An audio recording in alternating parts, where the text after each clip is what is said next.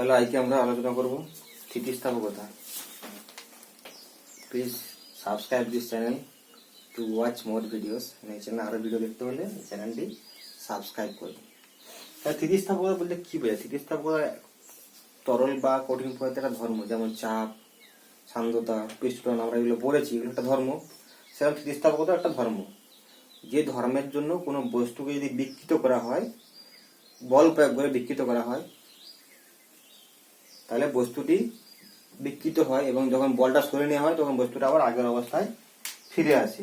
এই ধর্মটা যে ধর্মের জন্য ফিরে যায় তাকে বলে স্থিতিস্থাপকতা। যেমন একটা রাবার, এটা রাবার ইলাস্টিক, এটা বল প্রয়োগ করছি, টানছি আমি, বিকৃত হলো। বিকৃত মানে কি? আকার, আয়তন বা দৈর্ঘ্যের পরিবর্তন করা, বৃদ্ধি করা, একবার বিকৃত করা।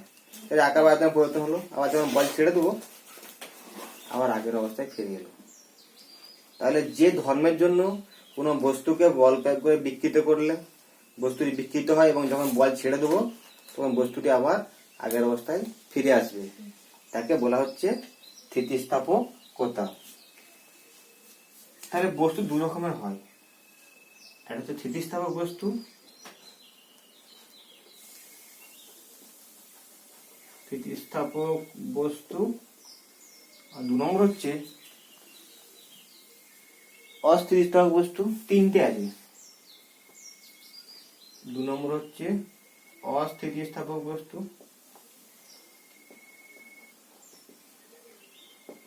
তিন নম্বর হচ্ছে পূর্ণ দীর্ঘ বস্তু। তাহলে এগুলো বলতে কি বোঝায়? স্থিতিস্থাপক বস্তু মানে এই রাবার, এটা স্থিতিস্থাপক বস্তু, বা লোহা, এদিকে বল প্রয়োগ করলাম, বল প্রয়োগ করে বিকৃত করছি, বা বল ছেড়ে দিচ্ছি, এটা আগের অবস্থায় ফিরে আসছে, তাই এটা হচ্ছে স্থিতিস্থাপক বস্তু। মানে যে সমস্ত বস্তুর উপর প্রযুক্ত বল যদি অপসারিত করা হয়, বস্তুটি যদি আগের অবস্থায় ফিরে আসতে পারে, তাকে বলা হচ্ছে স্থিতিস্থাপক বস্তু।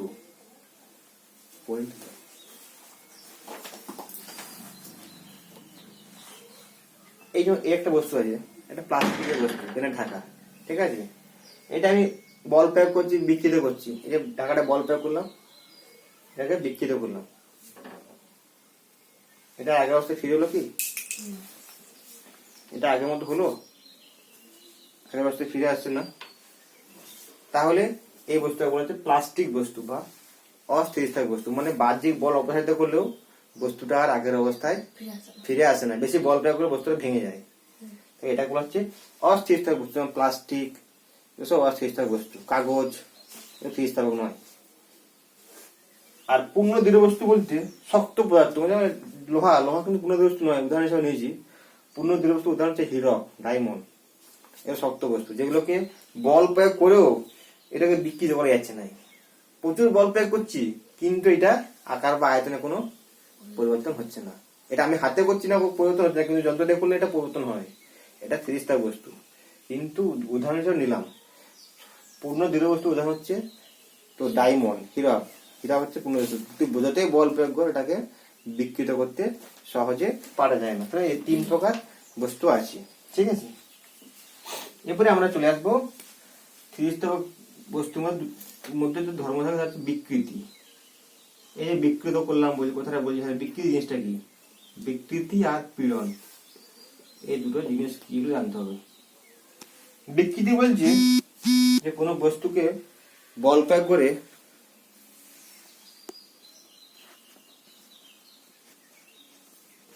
মিস করে আসছে না,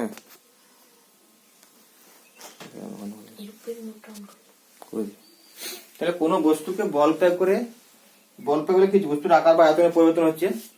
তাহলে যতটা আকার বা আয়তন বাড়ছে, যতটা দৈর্ঘ্য বাড়ছে, সেই দৈর্ঘ্যটা এবং প্রাথমিক দৈর্ঘ্যের অনুপাতটা বলা হচ্ছে বিকৃতি। তাহলে বিকৃতির সংজ্ঞা হচ্ছে আকার বা আকৃতির বৃদ্ধি, আকার বা আকৃতির পরিবর্তন যতটা হচ্ছে ডিভাইডেড বাই প্রাথমিক অবস্থা, প্রাথমিক আকার বা আয়তন। তাহলে কতটা দৈর্ঘ্য বাড়ছে এবং কতটা পরিবর্তন হচ্ছে, সেটা থেকে আমরা প্রাথমিক দৈর্ঘ্যটাকে ভাগ করলে আমরা বিকৃতির সংখ্যা পাবো। তাহলে একটা রড নিচ্ছি, মনে করুন এই রডের দৈর্ঘ্য মনে কর এল। এখানে একটা পোড়েন ঝুলি দিলাম, এরপরে একটা 5 কেজি পোড়েন ঝুলি দিলাম, রডের দৈর্ঘ্যটা কি এল থাকবে? থাকছে না। কতটা বেড়েছে? এতটা পরিমাণ বেড়ে গেছে, তার দৈর্ঘ্য বৃদ্ধি হচ্ছে ছোট্ট এল। তাহলে প্রাথমিক দৈর্ঘ্য ছিল এল, দৈর্ঘ্য বৃদ্ধি ছোট এল। তাহলে বিকৃতি সমান কি হবে? এই বিকৃতির নাম আছে, যদি দৈর্ঘ্য পরিবর্তন হয় তাহলে অনুদৈর্ঘ্য বিকৃতি, আয়তন পরিবর্তন হলে আয়তন বিকৃতি হবে। যেমন যেটা পরিবর্তন হবে, যদি আকারে পরিবর্তন হয় তাহলে কিন্তন বিকৃতি হয়। কিন্তন 3 রকম বিকৃতি হয়, তাহলে এটা হচ্ছে অনুদৈর্ঘ্য বিকৃতি। এটা হচ্ছে অনুদৈর্ঘ্য বিকৃতি, অনুদৈর্ঘ্য বিকৃতি। এটা কি হচ্ছে? দৈর্ঘ্য বৃদ্ধি ডিভাইড বাই প্রাথমিক দৈর্ঘ্য। কত দৈর্ঘ্য বাড়লো আর কত দৈর্ঘ্য ছিল, তো এটা পুরোটা গেল বিকৃতি। এবারে এই বিকৃতির একক কি, মাত্রা কত হবে? একক। তাহলে একক কি? উপরে কি আছে? দৈর্ঘ্য বৃদ্ধি আছে, নিচে দৈর্ঘ্য আছে। দৈর্ঘ্য বৃদ্ধি একক কি হবে? সিএস পদ্ধতিতে দৈর্ঘ্যের একক কি হয়? সিএস পদ্ধতিতে দৈর্ঘ্যের একক কি হয়? সেন্টিমিটার হয়। তাহলে সিএস পদ্ধতিতে মিটার বা এসআই পদ্ধতিতে মিটার বা সিএস পদ্ধতি সেন্টিমিটার, তাহলে মিটার নিলাম। দৈর্ঘ্য বৃদ্ধি মিটার হলো। নিচে কি আছে? দৈর্ঘ্য, সেটা একক কি হবে? মিটার। তাহলে মিটার মিটারে কেটে গেল, বিকৃতির একক হচ্ছে 1। বিকৃতির কোনো একক নেই, এটা হচ্ছে একক বিহীন রাশি। একক ও মাত্রাহীন রাশি। এটা পড়েছিলাম যে একটি একক বিহীন রাশির নাম লেখো, সেখানে ছিল বিকৃতি। বিকৃতির কোনো একক নেই, কোনো মাত্রা নেই, কারণ এটা দুটি দৈর্ঘ্যের অনুপাত বলে এটা কেটে যাচ্ছে। যে কোনো বিকৃতি নেই, সমস্ত ক্ষেত্রে কেটে যাবে, তো সেটা কোনো একক নেই, তো একক বিহীন রাশি। তাহলে এটা অনুদৈর্ঘ্য বিকৃতি হলো। এবারে আয়তন বিকৃতি। তাহলে আয়তন বিকৃতি বলতে কি বোঝাবো? আয়তন বিকৃতি হচ্ছে তোর কতটা আয়তন বৃদ্ধি পাচ্ছে, আয়তন বৃদ্ধি ডিভাইড বাই প্রাথমিক আয়তন। একটা স্পঞ্জ নিলাম, স্পঞ্জটা চিপে দিলাম, তাহলে কি হবে? দৈর্ঘ্য কমছে, প্রস্থ কমছে, আয়তনও কমছে। তারপর দৈর্ঘ্য, প্রস্থ, উচ্চতা তিনটাই কমছে, তার মানে স্পঞ্জের আয়তনটা কমে যাচ্ছে। তাহলে স্পঞ্জের মনে কর প্রাথমিক আয়তন ছিল ভি, স্পঞ্জে যখন লুডোর ছক্কার মতো স্পঞ্জ দিলাম, এটাকে চাপ দিলাম সব দিক থেকে, এইদিকে চাপ দিচ্ছি, এইদিকে চাপ দিচ্ছি, এদিকে চাপ দিচ্ছি, এই নিচের দিক থেকে দিচ্ছি চাপ, চারদিক থেকে চাপ দিচ্ছি। তাহলে স্পঞ্জের আয়তন প্রথম ছিল ভি, চাপ দেওয়ার ফলে আয়তনটা কমে গেল। যে আয়তনটা এখানে বৃদ্ধি হবে না, হ্রাস হবে, তাহলে আয়তন কমে কত হবে? ছোট হাতের ভি বা ডিভি, এটা হচ্ছে ডিভি ডিভাইড বাই প্রাথমিক আয়তন ভি।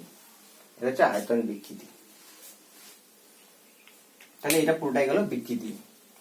এরপরে আমরা চলে যাব পীড়ন। পীড়ন বলতে কি বোঝায়? পীড়ন জিনিসটা কি? পীড়ন হচ্ছে এক প্রকার বল।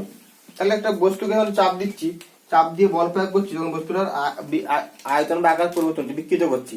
তাহলে কোনো বস্তুকে বিকৃত করলে বস্তুটা বিকৃত হচ্ছে। এবার যখন ছেড়ে দিচ্ছি তখন কি আবার আগের অবস্থায় ফিরে আসছে। তার মানে এর যে কণাগুলো আছে, এদের মধ্যে একটা প্রতিক্রিয়া বল সৃষ্টি হচ্ছে।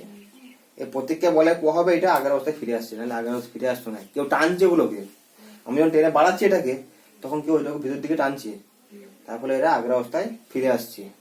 তারপরে কোনো বস্তুকে বল প্রয়োগ করে যখন বিকৃত করা হয়, তখন ওর ভেতরে একটা প্রতিক্রিয়া বল সৃষ্টি হয়। ওই প্রতিক্রিয়া বলটা প্রতি একক ক্ষেত্রফলে যত সৃষ্টি হবে, তাকে বলা হচ্ছে পীড়ন বল। প্রতি একক ক্ষেত্রফলে উদ্বুদ্ধ প্রতিক্রিয়া বলটাই বলা হচ্ছে পীড়ন বল। তাহলে পীড়ন সমান কি হচ্ছে?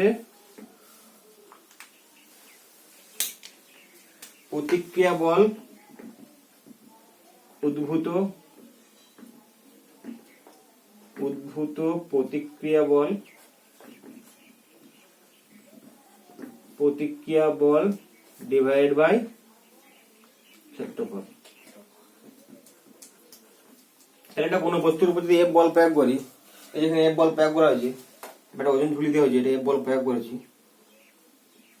তাহলে এফ বল প্রয়োগ করেছি বা ওজন ঝুলিয়ে দিয়েছি, তাহলে একটা বল প্রয়োগ করেছি, তাহলে প্রত্যেককে বল নিশ্চয়ই সম পরিমাণ হবে, কারণ নিউটনের তৃতীয় সূত্র অনুযায়ী প্রত্যেক ক্রিয়া সময়ের বিপরীত প্রতিক্রিয়া আছে। তাহলে যে পরিমাণ বল প্রয়োগ করবে এটাকে যে পরিমাণ বলতে টানবো আমি, এর মধ্যে প্রতিক্রিয়া বলটা ঠিক সেই পরিমাণ হবে। কম টানলে কম প্রতিক্রিয়া বল সৃষ্টি হবে, বেশি টানলে বেশি প্রতিক্রিয়া হবে, আর টানলে আরো বেশি প্রতিক্রিয়া বল সৃষ্টি হবে। তাই সমান সমান প্রতিক্রিয়া বল সৃষ্টি হয়, সমান বিপরীত প্রতিক্রিয়া সৃষ্টি হয়। তার মানে যে বলটা প্রযুক্ত করছি সেটাই প্রতিক্রিয়া বল। তার মানে এখানে প্রতিক্রিয়া বলটা হচ্ছে এফ, এবং এই তারের ক্ষেত্রফল যদি এ হয় তাহলে এটা হবে এফ বাই এ, হচ্ছে পীড়ন। ঠিক আছে, এবার পীড়নের একক কি? পীড়নের একক আছে, পীড়নের মাত্রাও আছে, পীড়নের একক আছে, মাত্রা ও একক।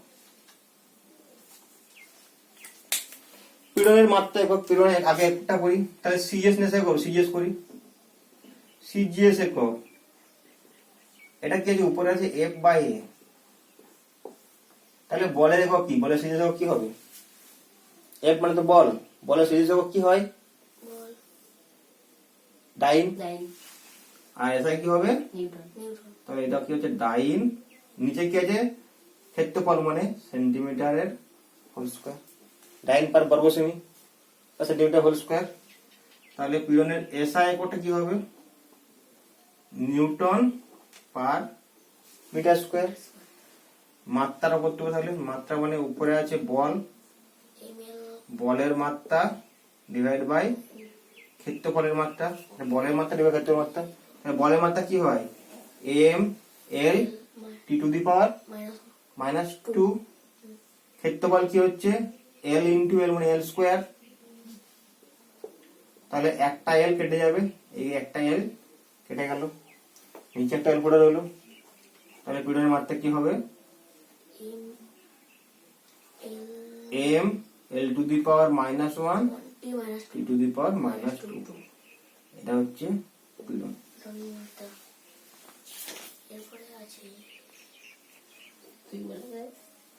ঠিক আছে, এবার হচ্ছে পীড়ন। তাহলে পীড়নের মাত্রা এবং এককগুলো আমরা পেলাম, পীড়ন কাকে বলে দেখলাম। এবার একটা সূত্র করবো, একটা সীমা দেখবো, মানে এটা সব স্থিতিস্থাপক সবসময়ই নয়, এটা টানছি টানছি বাড়ছে, একটা সময় কি হবে? এটা আর টানতে পারবে, আর বাড়বে না, আর দুই টানলে কি হবে? ছিঁড়ে যাবে। তাহলে এই যে ইলাস্টিকটা, এটা টানছি টানতে টানতে কি হবে? একটা সময় কি হবে? ভেঙে যাবে, ভেঙে যাবে, আর কিছু নয়, ভেঙে গেল, ভেঙে গেছে। তাহলে একটা সীমা আছে, সবচেয়ে সহ্যের সীমা আছে। তুই ঘরে বদমাইশি করছিস, প্রথমে টুকটাক করলি বদমাইশি, ঘরে সহ্য করে নিল, তারপরে বদমাইশির মাত্রা একটু বাড়লো, এখন লকডাউনে ছুটি আছে, ঘরে বদমাইশির মাত্রা বাড়বে করতে গেলি, তাহলে বদমাইশির মাত্রা একটু বাড়লো, তাহলে সেটাও সহ্য করে নিল। আরো দিন যাচ্ছে, তখন আরো বদমাইশি করছিস, তাহলে বদমাইশির মাত্রাটা তখন আরো বাড়ো, কিন্তু তখন আর সহ্য হবে না, তখন তোর ঘরের লোকের সহ্য সীমা ছাড়িয়ে গেছে, তখন পিঠে তার প্রতিক্রিয়াটা সেটা দেখা দিবে, লাল লাল লাল দাগ হয়ে যাবে, মায়ের দাগ, চড়ের দাগ, লাঠির দাগ। তাহলে এটা প্রত্যেকের একটা সীমা আছে, বস্তুটার একটা স্থিতিস্থাপকতার সীমা আছে একটা, যে সীমা পর্যন্ত বল প্রয়োগ করলে বস্তুটা বিকৃত হয় এবং আবার বল ছেড়ে দিলে আগের অবস্থায় ফিরে আসে, সেটা তার সীমা। যখন আর আগের অবস্থায় ফিরে আসবে না, যেমন ছিল তেমন রয়ে গেল, তখন সেটা চলে গেল স্থিতিস্থাপক সীমা পেরিয়ে গেল। তাহলে কোনো বস্তুকে বল প্রয়োগ করে একটা সীমা পর্যন্ত বস্তুটাকে বিকৃত করতে পারি, তারপরে বস্তুটাকে যদি বিকৃত করা হয় বস্তুটা আগের অবস্থায় ফিরে আর আসে না, তাহলে ওটাকে বলে স্থিতিস্থাপক সীমা। প্রত্যেক জিনিসের স্থিতিস্থাপক সীমাটা আলাদা, যে বস্তু যত বেশি স্থিতিস্থাপক হয় তার স্থিতিস্থাপক সীমাটা বেশি হয়। তাহলে যে সীমার মধ্যে, সর্বোচ্চ সীমার মধ্যে বস্তুকে বল প্রয়োগ করে বিকৃত করলে বস্তুটা বিকৃত হয় এবং বল ছেড়ে দিলে আবার আগের অবস্থায় ফিরে আসে, সেই সীমাটাকে, সেই সর্বোচ্চ বলটাকে বলছে স্থিতিস্থাপক সীমা। এবং এই সীমার মধ্যে বিজ্ঞানী হুক একটা ফর্মুলা দিয়েছিল, হুকের সূত্র। হুকের সূত্র, হুক বলছে প্রত্যেকটা পদার্থের ক্ষেত্রে স্থিতিস্থাপক সীমার মধ্যে প্রত্যেকটা পদার্থ ক্ষেত্রে পীড়ন আর বিকৃতি পরস্পর সমানুপাতিক। স্থিতিস্থাপক সীমার মধ্যে পীড়ন ভ্যারিসাস সমানুপাতিক বিকৃতি। দেখ কি করে বিকৃতি হচ্ছে, দেখ এটা মনে কর এখানে একটা তার আছে, সরু তার। প্রথমে এটাতে 1 কেজি ভর জুড়লাম, এটা যা দৈর্ঘ্য যতটা বাড়লো, দৈর্ঘ্য বাড়লো মানে কর এল সমান 1 সেমি বাড়লো, ঠিক আছে। এবার এটাকে আর 1 কেজি দিয়ে দিলাম, তো 2 কেজি হয়ে গেল ভরটা। তখন দৈর্ঘ্য বাড়লো 1 + 1 2 সেমি। যত ভর বাড়বো তো দৈর্ঘ্যটা সমানুপাতিক হারে বাড়বে। আবার যখন কমিয়ে কমিয়ে আসবো তখন দৈর্ঘ্যটা কমে কমে আসছে, লাস্টে আবার আগের জায়গায় ফিরে। তার মানে এটা পীড়ন আর বিকৃতি, যেমন বল প্রয়োগ পীড়ন দেবো সেই রকম বিকৃতি হবে, সমানুপাতিক হারে বিকৃতি হবে। তার মানে পীড়ন বাই বিকৃতি, পীড়ন ডিভাইডেড বাই বিকৃতি, এটা সমান হচ্ছে সমানুপাতিক ধ্রুবক। এই ধ্রুবকটাকে বলা হচ্ছে স্থিতিস্থাপক গুণাঙ্ক। এই ধ্রুবকটা বলা হচ্ছে স্থিতিস্থাপক গুণাঙ্ক। এই সূত্রটি পরীক্ষায় বেশি পড়ে। সূত্র লেখো এবং ভাষায় বর্ণনা করো, গাণিতিক রূপ দাও। স্থিতিস্থাপক গুণাঙ্ক, এর বিভিন্ন গুণাঙ্কের বিভিন্ন নাম আছে। আমরা আগে একটি গুণাঙ্ক করবো, সেটা হচ্ছে ইয়ং গুণাঙ্ক। বিজ্ঞানী ইয়ং করেছিল, বুড়া নয়, ইয়ং। ইয়ং এর গুণাঙ্ক, বিজ্ঞানীর নাম হচ্ছে ইয়ং, YOUNG। ইয়ং এর পরীক্ষা, ইয়ং গুণাঙ্ক, সেই পরীক্ষাটা আমরা দেখবো। তাহলে আমরা একটাই গুণাঙ্ক দেওয়া হচ্ছে ইয়ং গুণাঙ্ক। ইয়ং গুণাঙ্ক লেখা হয় Y দ্বারা, ইয়ং গুণাঙ্কটা এরকম Y চিহ্নে লেখা হয়। এই একই জিনিস তার নিয়ে পরীক্ষাটা করে দিই, ইয়ং তার নিয়ে করেছিল পরীক্ষা।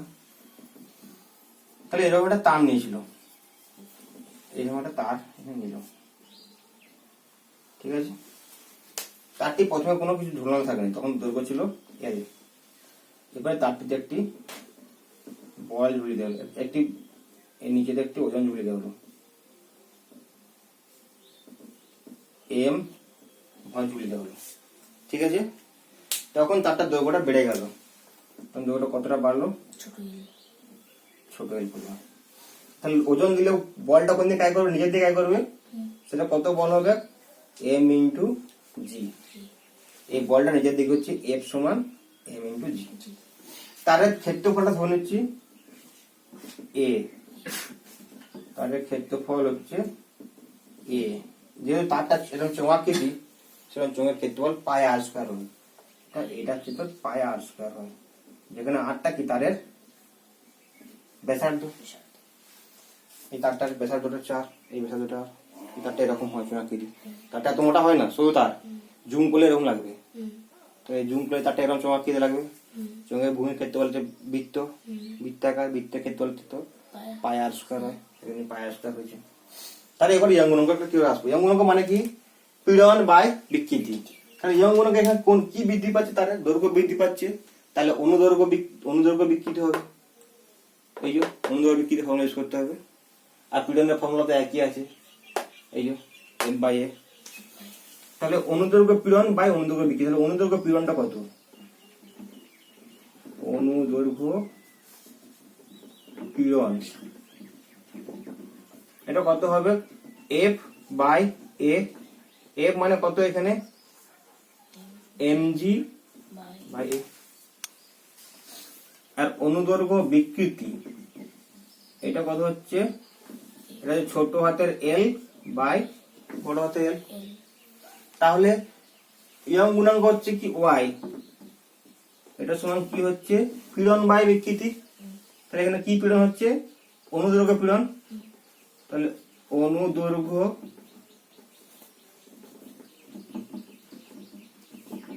পীড়ন বাই অনুদৈর্ঘ্য বিকৃতি, যে কোনো বিকৃতি গুলো হবে না, অনুদৈর্ঘ্য বিকৃতি। তাহলে কত হচ্ছে, mg/A, নিচে কত আছে, ছোট L ডিভাইড বাই বড় L। তাই এই বড় Lটা উপরে চলে গেল, এর নিচে নেমে আসবে। অতএব আমরা কি পাবো, y সমান mg বড় L ডিভাইড বাই A × ছোট L, m × g × বড় L ডিভাইড বাই A × ছোট L। তাহলে এটা হয়ে গেল আমার ইয়ং গুণাঙ্কের ফর্মুলা। পরের দিনটাতে অঙ্ক করবো, আজকে এই পর্যন্ত থাক।